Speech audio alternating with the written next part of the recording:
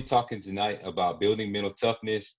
I'm going to give you some tools, some tips to help you build your athletes, your coaches, and your organizations, and help them to develop that confidence, that resilience, tenacity, and overcome adversity. I think that's something that's extremely important right now with everything that we're facing in our society and in the world.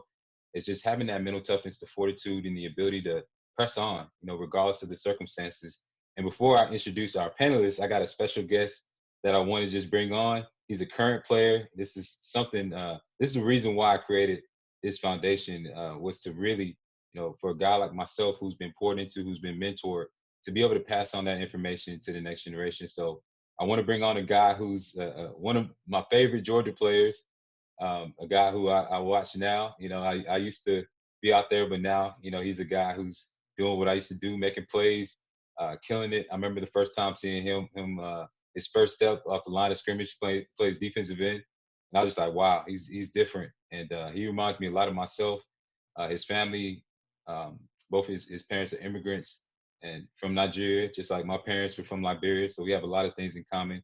But I want to bring on just to talk about mental toughness from his perspective as a current player. So Aziz Ajulari. How you doing? Aziz, I appreciate it. I'm doing good, I'm here. Yeah, man. Yeah, Awesome. mental toughness is a real deal right now. I mean, we're going through a lot of so much adversity right now. So, right.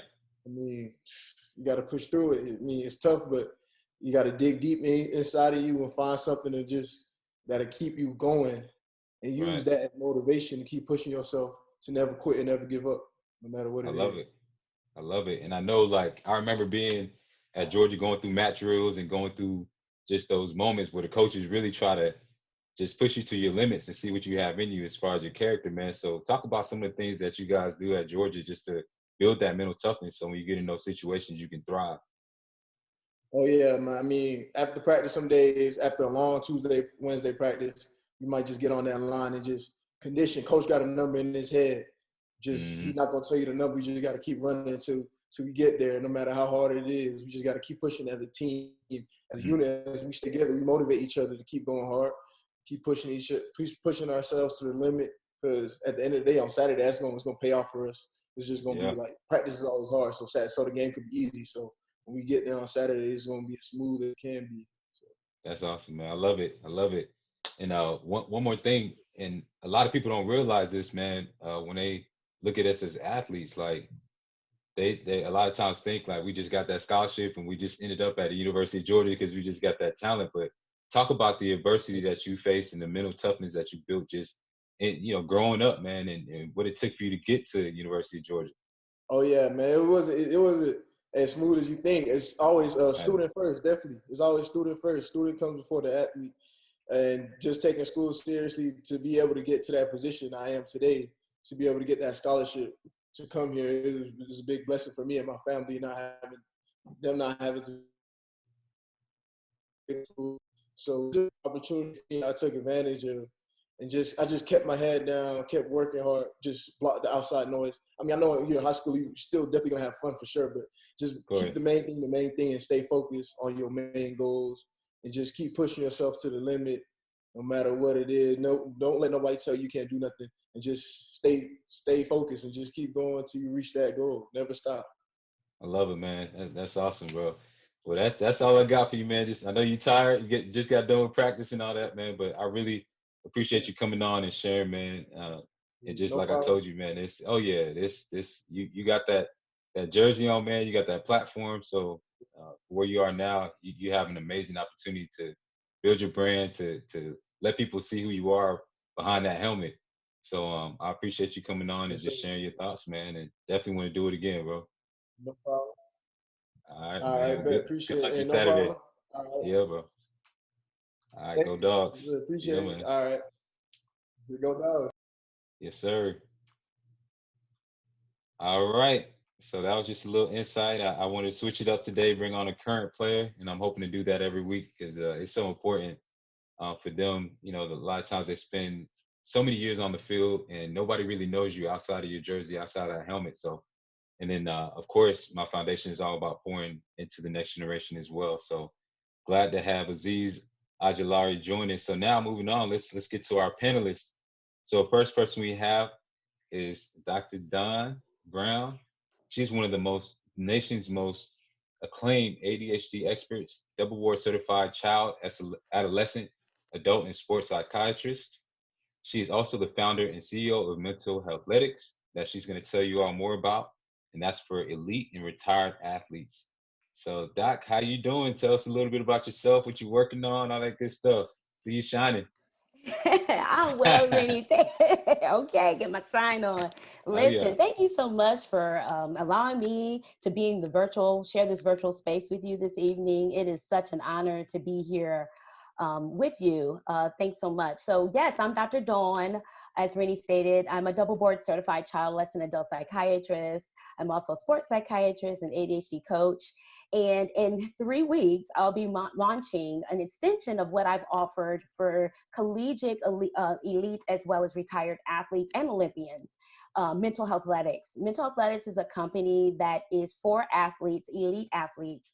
And we actually focus on a comprehensive, confidential, and accessible program that allows us, or myself, an extension of myself. So we have about 20 board certified physicians that I work with, but I directly work with the elite athletes to evaluate if there's any mental health concerns that they're dealing with.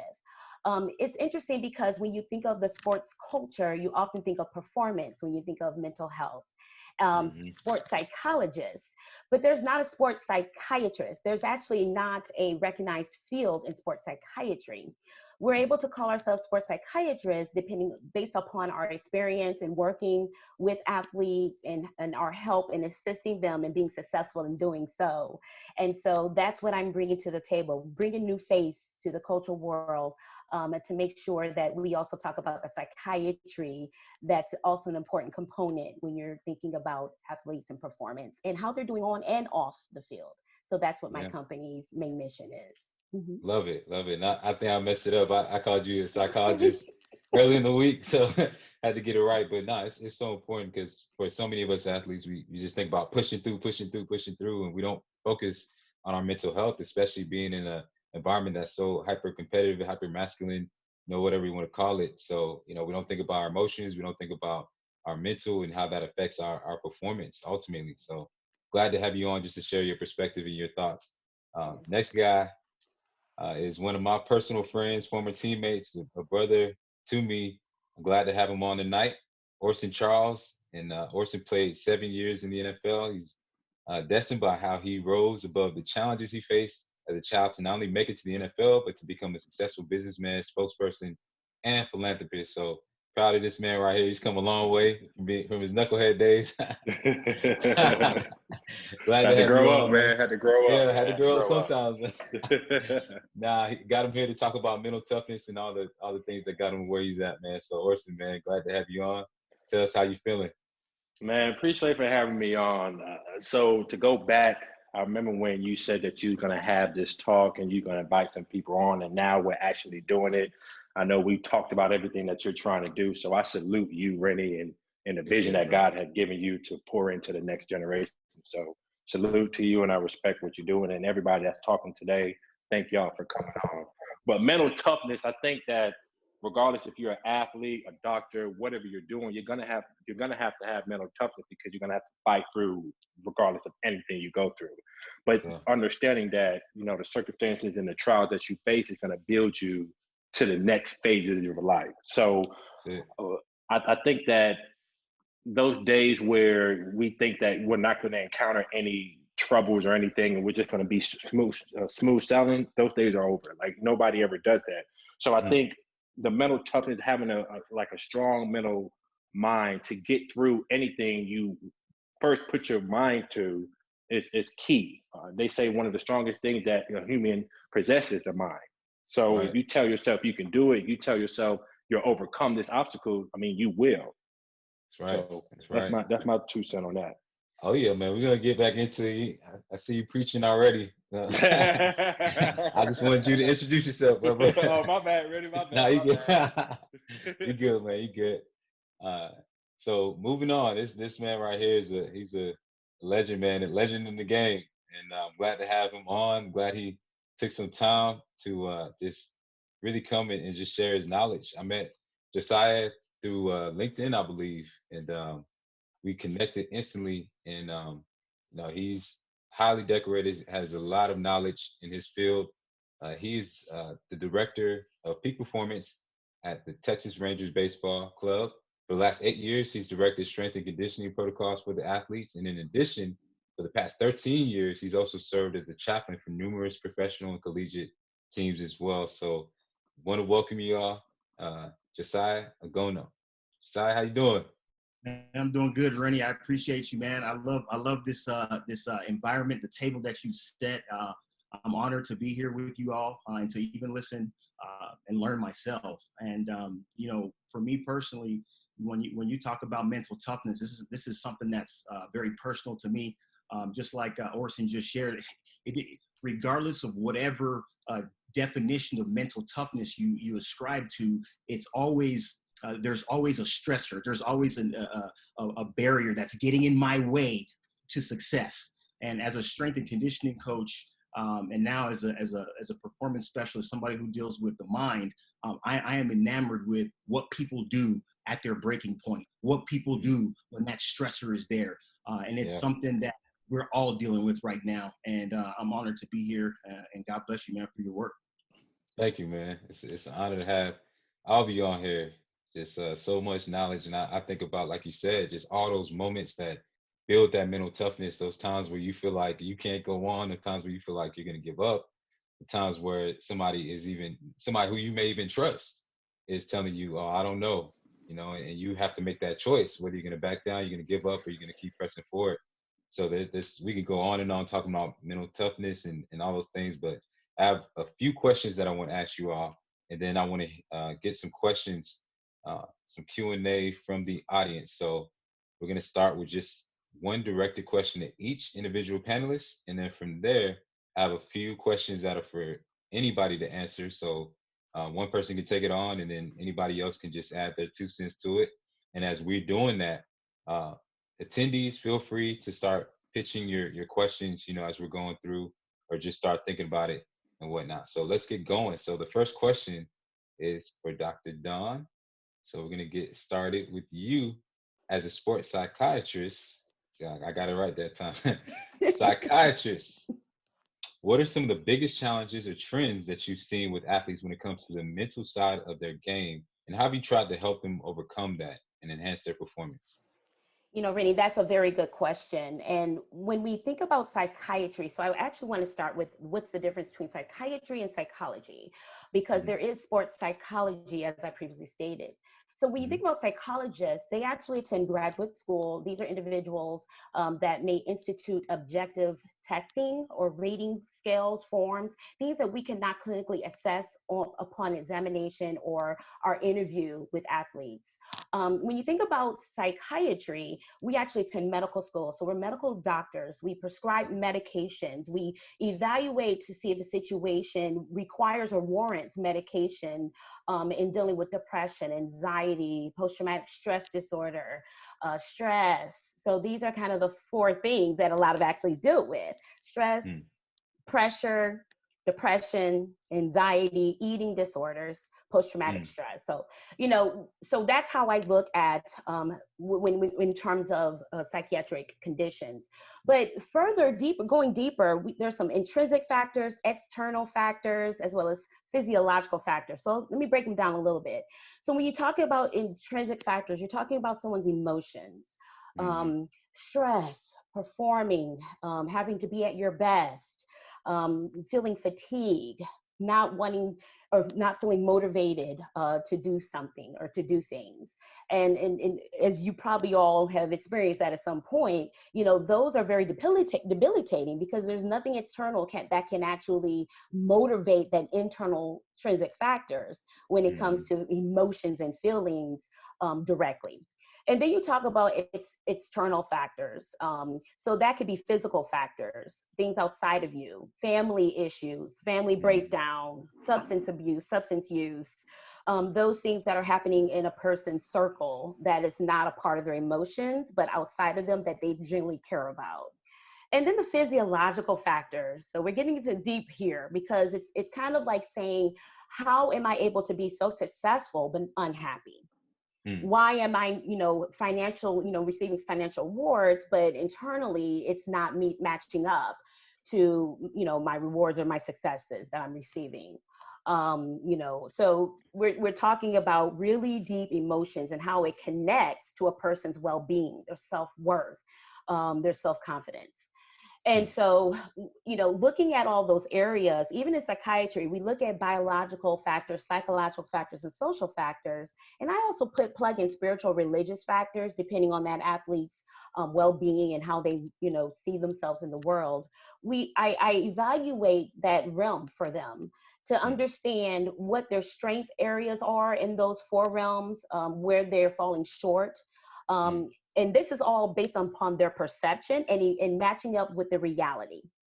Okay. So if an athlete is so hard on themselves because they didn't meet the match 5 times in a row, we have to talk about, okay, is that realistic or what interfered with that? And so I think later on, I'm going to tell you about the difference between mental toughness and mental illness, because they are not synonymous. They're not one and the same.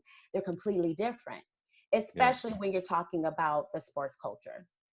Gotcha. And so, so my main role here, as a psychiatrist, I do coaching, I do therapy, I assess for medication management. So I do all of the above, if you will, and making a determination and seeing if the athlete can benefit from any of those forms or modalities of treatment or management.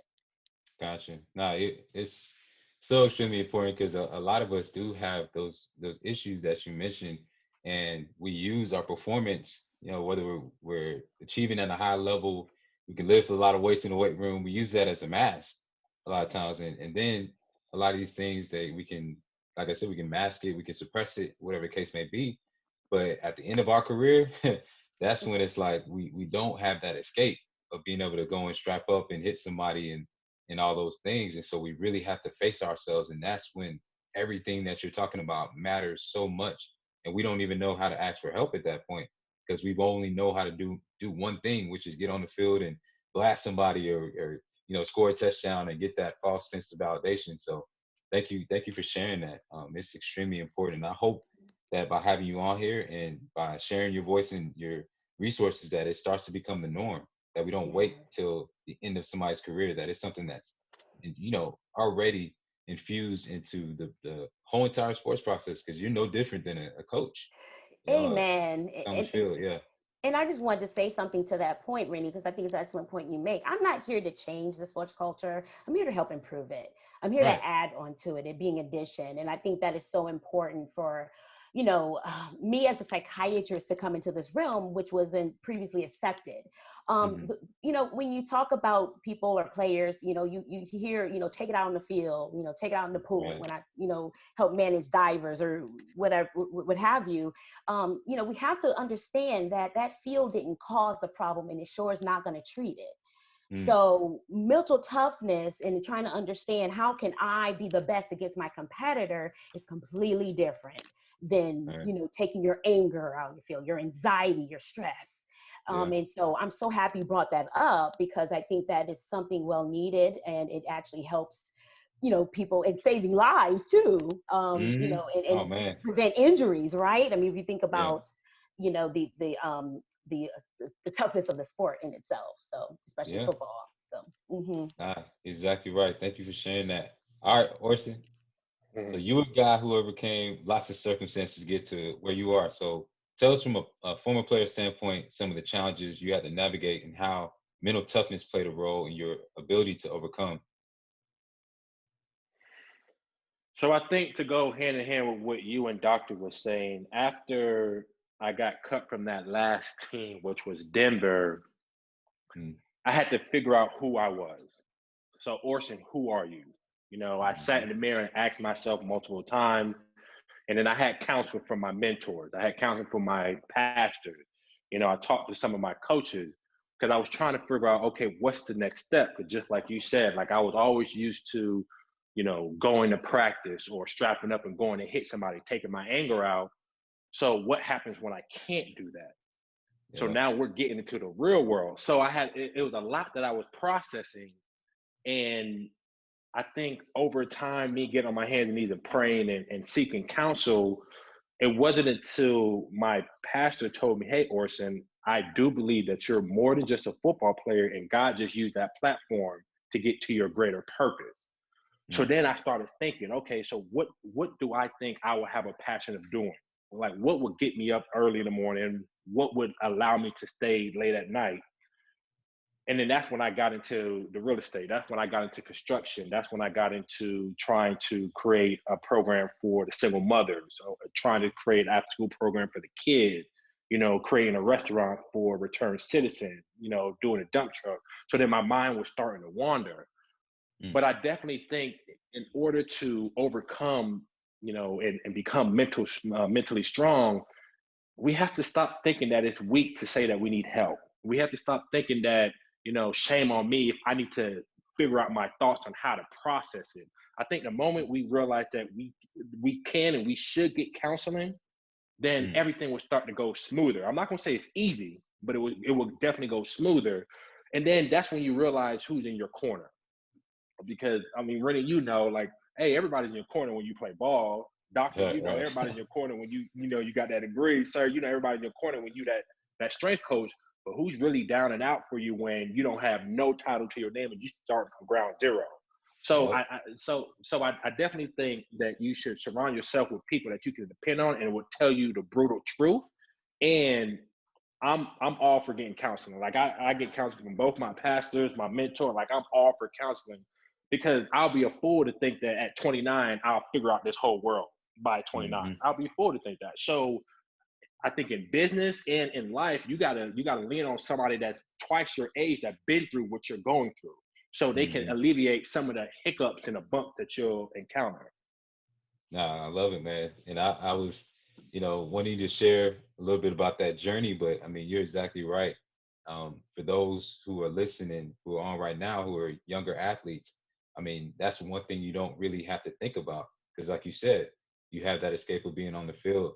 But just know, and for the coaches on here, for the ADs, for the the teachers on here, please do them right by preparing them, letting them know that this is eventually going to come. If you can bring in a Dr. Don, or if you can bring in a counselor, or you can bring in somebody to help them before they get to the end of their career, you don't realize, like, you may save somebody's life.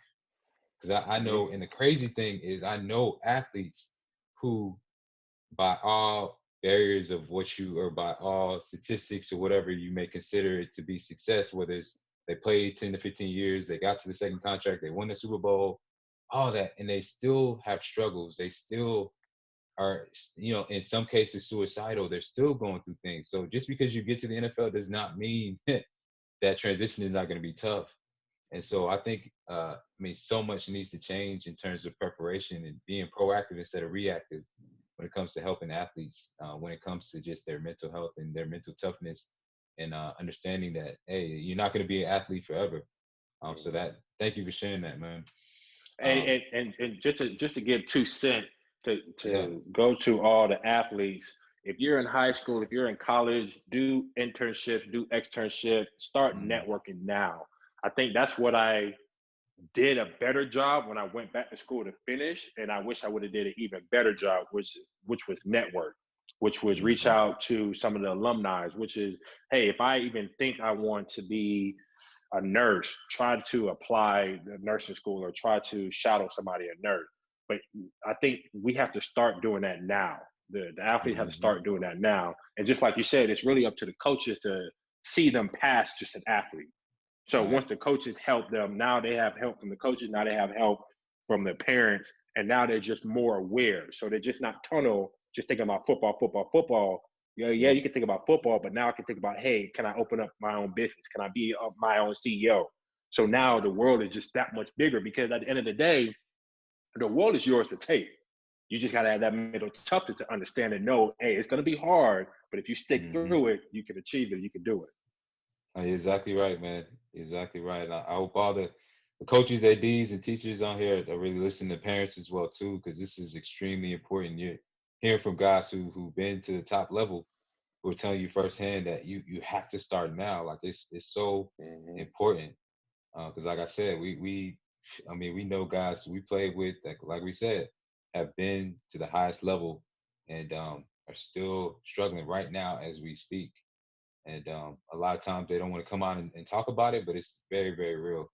So yeah, we'll move on now. Josiah, baseball has an extremely long season. Obviously, we all know that. I don't know how y'all do it, but like 100 some games, it's a lot. As the director of peak performance, tell us about some of the ways you help to keep guys just keep their head in the game and performing on a consistent basis. Yeah, no, it's a great question. You know, I think Dr. Don did a beautiful job of just laying out the biopsychosocial model, you know, with your environment, your biology, your psychology. And for me, you know, when I look at this question, you know, inputs always determine outputs, man. I wasn't really good at math, but I'll tell you what, inputs always determine outputs. You know what I'm saying? And so when you look at the mind, you look at mental toughness, even with the model that Dr. Don laid out, you know, from a biology standpoint, are you working out? You getting exercise? Are you sleeping? Are you taking your medicine if you have to take your medicine? What does your nutrition look like? You know what I'm saying? From a psychological state of mind, you know, are you praying? Are you reading? Are you journaling? You know, what are you doing for your mind? Are you listening to good music? You know what I'm saying? Like, what are you doing? From an environmental standpoint, do you have quiet zones in your house? Do you have a healthy home life? What are your inputs? Because your inputs always determine your outputs. And so for me, I believe that you have to fill these buckets up. I call them buckets, right? Mental health buckets, all these buckets. There are so many of them. Progressive muscle relaxation, prayer, meditation, reading, medicine, nutrition, journaling. There's so many of them. Exercise, right? Just walking out and looking at green trees helps you health-wise, biologically.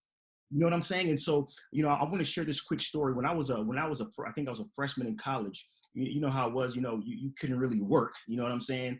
Because it was an NCAA violation, and you couldn't make a certain amount of money. And so, one of the areas that I did, one of the things that I did was I worked for this lawyer in the summertime. I'm a city boy, you know what I'm saying? I never ridden a horse, you know, still haven't to this day, you know what I'm saying? Yeah. This lawyer, his name was David Delogier, and he let me work on his ranch. He's like, hey, just feed our horses, take care of our horses, you know, this, that, and the other. And so if you know anything about a horse, horses are creatures of flight, right? And so I'm feeding these horses, you know what I'm saying? These big, muscular, massive, beautiful creatures that God created. And I'm feeding these horses, and one day, man, I had this epiphany. And again, horses are creatures of flight, so any small, sudden movement, any rodent, anything that would get into a stall would cause a horse to just go crazy. And I remember thinking to myself, I was just like, dude, if this horse knew how strong it was, it would crush anything that stood in its way. Anything, it would crush. But because of the mentality of the horse, because he doesn't know how strong he is, he can't do anything when he gets, you know, that subtle kick, that startle. You know what I'm saying? And so, and how many of us are like that, right? God has given us these tremendous gifts, talents, and abilities, these great things, these great visions, and because of, you know, our buckets aren't full, we have no idea how high we can fly. We have no idea how deep we can dive. We have no idea how far we can run. And when you start looking at mental toughness, it always comes down to your ability to overcome a stressor, overcome a barrier. And much like, you know, we as former athletes working out, training, why do we train? You don't train to become big, you know, bad and strong. Some people do, but from an athletic standpoint, you train in a weight room so that you can what? You can overcome in that fourth quarter. So the same thing with our we have to do the same thing with our mind. We train to overcome. And so when it comes to mental toughness, how many of us are training to overcome? What do our inputs look like? Man, hey, this thing over. You just shut it down. that was powerful, man. You said drop so many jewels right there. Filling your buckets, that was huge. Because a lot of times we're so focused on the daily grind of life. We're trying to take care of the business. We're trying to take care of the family. We're trying to take care of this and social media and posts and all that stuff to where we forget to fill our buckets and really focus on a holistic approach. And so that's extremely important. And then having awareness, the analogy you gave about the horse, man, that was powerful. I mean, so many of us, like you said, have those gifts and talents. We should be doing way more than we're doing right now. But we're allowing little things like those little rodents, like you mentioned. It might be somebody who said something about us or whatever the case may be, to startle us and make us forget like all the tools and resources we have. And that's so true, especially right now with everything that we're going through. And then, like you said, last thing you said that I took away from that was training to overcome. That's extremely powerful, man. Just training, not just for the moment, not just to improve, but to overcome those tough moments that we're going to face. And once again, taking that proactive approach, man. So thank you for sharing that. So I got a couple more questions that just for everybody to answer. And attendees, you can go ahead and start placing your questions in the chat area. And I will go ahead and start it off with another question. This is for anybody to answer. What tips or advice would you give to coaches out there who are trying to help their athletes build mental toughness?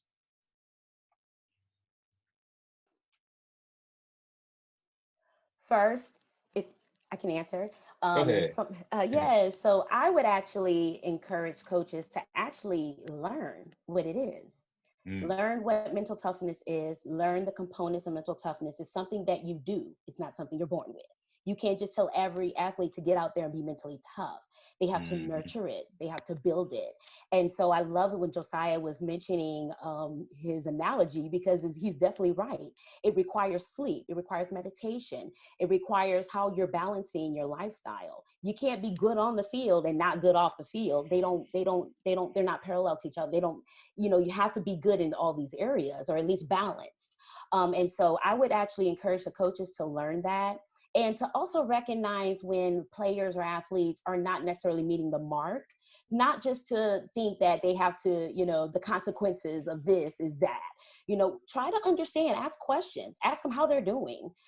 It's not necessarily because they're not trained or conditioned to actually perform, but it does have a lot to do with their mental wealth or health, if you will. And I want to point out just one quick fact, Rennie, with this as well, is that I feel a lot of coaches unintentionally miss the mark with this, is that it's not just about mental toughness, it's also about mental wellness. So when you think about mental wellness, you're thinking about the psychological, the social, the biological factors that have to be in balance. So if someone is depressed, they can't come out of that and go ahead and compete. It's difficult for them if they're not motivated, if they don't have the drive to do so. And sometimes it's not as easy as, putting them out there and making them go for them, their own. It really does require to understand what is inhibiting them from performing at their optimal level. So, it's important for, I believe, us as psychiatrists, as psychologists, mental health providers to also educate different parts of the athlete circle. It's our responsibility for us to make people aware that this is something that has to be done as a routine for their teams. I love it. Anybody else got anything you want to add? I'll say this. For when you look at mental toughness from a scientific standpoint, it was actually it started off with a lady by the name of Susan Kobasa, and she actually called it hardiness. And so what happened was she was studying these high-level executives, and she found that some of these high-level executives, they were actually under a great amount of stress, but they were performing at a high level. And stress is not necessarily a bad thing. Stress elicits, growth. It elicits too much stress can hurt you or worse. And so when you look at all of this, this might be another webinar, but when you look at the mental toughness from the research, it developed into now what we call the 4 C's. And you see 4 main areas in mental toughness. The first one is confidence. That's the one that we all want, right? Every athlete wants it. Every coach wants it. Every advertiser wants it. They want confidence, right? Control, right? How well do you control your emotions? The negative ones: guilt, shame, disgust, anger, frustration. And then how well do you emit the positive ones? Joy, excitement, anticipation. The other one is a challenge. You and I can look at a singular situation and say, man, that's tough. Man, that's hard. Somebody else can look at it and say, man, that's going to set my family up for a long time. You know what I'm saying? So the other area is commitment, right? Yeah. How long are you willing to endure to the very end? When you start talking about mental toughness, how long are you willing to endure to the very end, right? And then you have, so you have confidence, you have commitment, you have control, and then you have challenge. Those 4 areas seemingly come back all the time. And so if you can train those areas in mental toughness, you can train those areas, those 4 C's, you can become more mentally tough. I love it, man. You definitely have to do another webinar so you tell us how to train those areas. But no, that was great. Both of you all just gave some powerful knowledge. We had a question from my man Jamal Sylvester. He asks, what tips can you provide to someone who has fallen into a state of depression because things didn't turn out the way they thought due to injury? We all know an athlete who goes through this at some point. And maybe it's not injury, maybe it's they didn't get that starting position on their team, or coach changed their position. I went through that. I mean, I played running back growing up, got switched to linebacker, almost quit, and then I just took on a spirit of anger and just started going at waterboarding everybody, and that's what eventually led me to Georgia. But it worked out for me, but it doesn't always work out that way. So what do y'all have to say to that?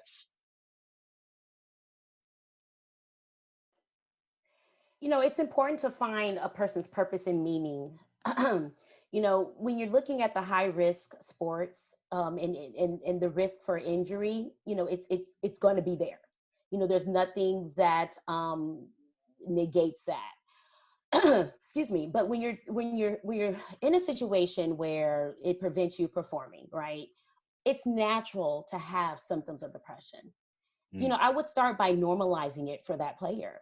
It's okay. It's natural to feel the way you feel. You've experienced an injury. This has prevented you from playing, and you're not exercising, which often prevents depression from happening. So all of these things are happening at once, where the things that you do on a daily routine or basis is no longer masking what you're feeling now. So let's sit with these feelings and emotions, because it's important for the person that's working with athletes to validate how they're feeling, so they can actually start talking about these things. I think that a lot of athletes are living in silence. They're living in silence or struggling in silence. And I commend players like Dak Prescott, who comes out and say, listen, I was depressed and anxious, and these are the things where it happened. You all had no idea, but this is what was happening. And when you do that, you normalize it for other players. And so at the end of the day, you're treating humans. You're helping human beings, and you're not athletes all 24 hours of the day, 7 days a week. You're human beings. And so I think it's just about normalizing the experience, talking about the real expectations of the healing of the injury, when they can go back, how they can gradually get back into pace. I mean, these are things that we, typically do with athletes anyway when they're dealing with the injury, but, definitely start focusing more on the emotional and mental aspect of it, because I think that a lot of times that's left out, unfortunately. Yeah. Anybody else got anything they want to add before I give my 2 cents? So Doctor, I definitely think that you hit the hammer on the nail, but I would say take that time, since you're not practicing, take that time to figure out, what do you have passion to do? Like, okay, so if football was to end right now, what would you do?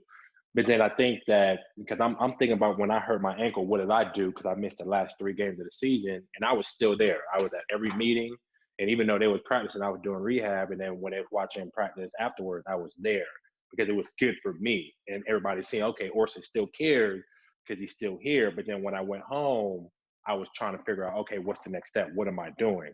So I definitely think for that athlete that asked that question, great question, but I think that you have to now start thinking, hey, what's next? And then still be in tune with everything, still be in tune with the meetings, still be in tune with the coaches and your rehab. Yeah, I'll add, man, that I think when you get into that moment, I just can think about the many experiences I've had with coaches along my journey where I've tried to share my emotions and it did not go too well. It was a mixture of it's basically like get your ass back on the field. And just being honest, Orson, um, and so I think definitely it needs to be normalized. Having the ability to just share those emotions and those, the coach having the ability to create that safe space. And then for the player uh, themselves, I think one of the most important things is just your mindset in those moments. You're going to be faced with that regardless of if it's sports or not. So how your self-talk in those moments, what are you telling yourself when you look in the mirror at the end of the night? Like what's the conversation internally that you're having? And then when you think about that injury, when you think about the comeback, are you visualizing success? Are you looking for every little edge to improve yourself? So if you can't, if you can't walk, are you working the muscles around that messed up area? Just thinking in a way that's optimistic and having a growth mindset, I think is extremely important. Like that's how my career ended. Was I got, a freak accident. I tore my patella tendon back in 2017 in April. And that was like my last go at it, trying to get back in the NFL. And I very easily, I had my days where it was tough, but I always kind of found a way, whether it was journaling, whether it was, like I said, like what Orson said, starting to think about what's next, learning how to share my emotions, which was extremely tough because I always had a way to push through. But mindset was everything, especially when you're alone and you feel so alone during those times, no matter who's around you. So that self-talk, man, that visualization, all those things are extremely important. So thank you all for sharing that. And just for the sake of time, I'm gonna go ahead and let's see. We don't have any more questions. So we're gonna get the final thoughts from our panelists. And I also want you to share just how the audience can get in touch with you as well. So Dr. Don, kick us off. Just share your final thoughts on building mental toughness and how the audience can get in touch with you. I just want to leave as a child psychiatrist as well, I want to leave my final thoughts with the parents. You know, Ooh. I just encourage you all to pour into your children. They're more than athletes. Make sure that you hone in on skills that they're really capable of doing outside of being an athlete. It's important that they build self-esteem and self-worth around that so they can become a whole person. And really just going to, if that's what they decide, and athletic realm, they're able to appreciate the wholeness that you've actually nurtured, help them nurture. That is so important, and that is actually going to what we say in the mental health field, further their prognosis and being excellent athletes. You can actually find me at Dr. Dawn Psych MD on all social media platforms. That's DRDAWN, P as in Paul, SYCHMD, as well as Mental Health Letics, Mental Health, and then Letics, LETICS. I look forward to meeting you. Awesome. And that was actually a question I was going to ask too, but we got the debate coming on, and people are going to be rushing out of here in a second to see Kamala.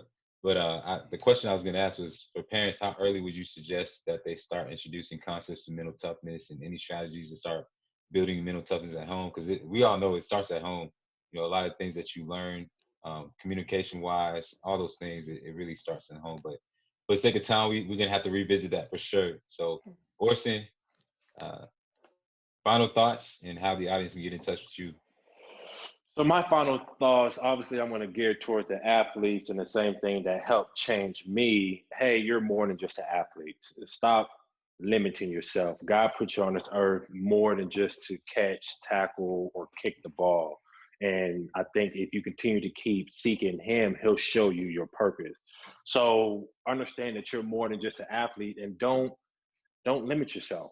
Dream big, because it's out there for us. So just go ahead and dream big and surround yourself with wise people and get a mentor in anything that you do.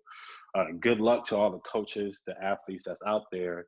And how you can find me, my Instagram is O__Charles, and on Facebook is my first and last name. So all right, Josiah, bring it home, man. Final thoughts. Are you about to drop some fire? I appreciate you guys. This was awesome, Rennie. Thank you, all the panelists. Thank you. For me, I think Orson kind of stole my notes, man, because I was going to say the same thing. Each one of you has a purpose. Every one of you has a purpose. And when we live in our purpose, when we act in our purpose, that's when we're going to be the most happiest. That's when we're going to perform at the highest levels. And that's when we're going to be just flying like the eagle, right? And we're going to be doing what God made us to do. The eagle is happiest when he's flying. The stallion is happiest when he's running free on the plain. And the fish is happiest when he's swimming in the ocean. So when you are doing what God made you to do, man, that's when that's when things are just, life is going to be purposeful. And so just remember that. And for all of the coaches, this is the last thing I'll say: heart, mind, body. The performance always happens last. Throwing strikes, catching a football, sinking the free throws. Performance always happens last. It's the last thing in the chain. You speak to their heart first. When you speak to their heart, then you can talk about the X's and O's in the mind. And when you can do that, then performance follows. It's not the other way around. God bless you guys, and thank you so much again, Rennie. Man, thank you so much. All right, man, that was awesome. So many great things said. I want to end this by just, once again, telling you all thank you so much for being on today. This has been a dream of mine, a vision of mine for a while, just being able to pour back into the next generation. I'm a product of mentorship, a product of a village, product of so many people who just blessed me and did things that, for me, that, I don't even know if I would have done for myself. But just blessed to be here, blessed to have such an amazing group of people that I can call on to serve and to support what I'm doing. And guys, as you all supported me, I would love to be able to support you, whatever you have going on. So I'm honored once again. And with that being said, time to announce the winners for tonight. So for the $500 donation, I left that off. I mentioned the headphones, but I didn't mention the $500 donation, which we're going to be doing every week. So this is going to go to Mr. Navon, I think I said your name right, Navon Kathari out of Atlanta, Wheeler High School. You're not going to get the whole 500. It's going to go to your team. So, because I remember those days. So your coach is going to get that $500 check, and that's going to go towards food, recruiting visits, whatever the case may be, man. So congrats on that. And then for our headphones, Jennifer Gilder, sports and counseling psychologist out of Bellingham, Washington. You won. If you're still on, email us. Let me see if she's still on.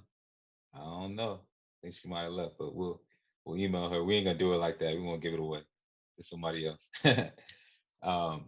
So yeah, thank you all so much. Once again, my name is Rennie Curran. I'm a former professional athlete, keynote speaker, author, and CEO of Game Changer Coaching. Once again, you can learn more about the Game Changers Foundation by visiting GameChangersFoundationGA.org, and you can learn more about me by visiting my website, RennieCurran.com. I'm on social media as well. Just everything's at Rennie Curran. I want to thank Sports Turf once again. I want to thank the GACA. I want to thank Rhythm Communications with Rob Kramer and Amy Parrish for helping to put all this together. And that is it. Y'all enjoy the debate tonight. Don't start talking mess on social media. Maintain mental toughness. But nah, y'all have a great night. God bless.